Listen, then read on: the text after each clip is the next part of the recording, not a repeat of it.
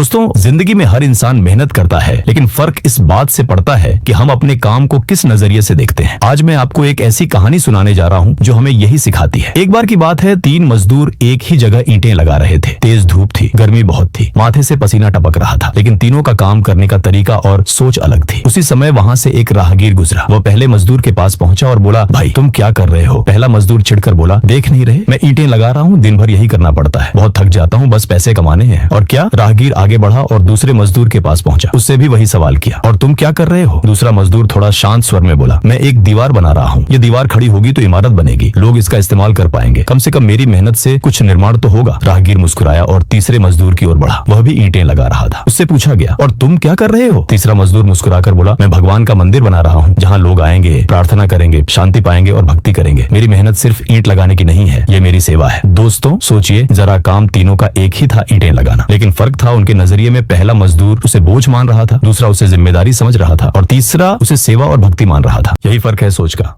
यही फर्क है नजरिए का। अगर आप काम को बोझ मानते हो तो थकान मिलेगी, अगर आप काम को जिम्मेदारी मानते हो तो संतोष मिलेगा, और अगर आप काम को सेवा और मिशन मानते हो तो वही काम आपको महान बना देगा। इसलिए याद रखो दोस्तों, काम छोटा या बड़ा नहीं होता, छोटा या बड़ा होता है सिर्फ हमारा नजरिया। काम वही है, फर्क सिर्फ नजरिए का है।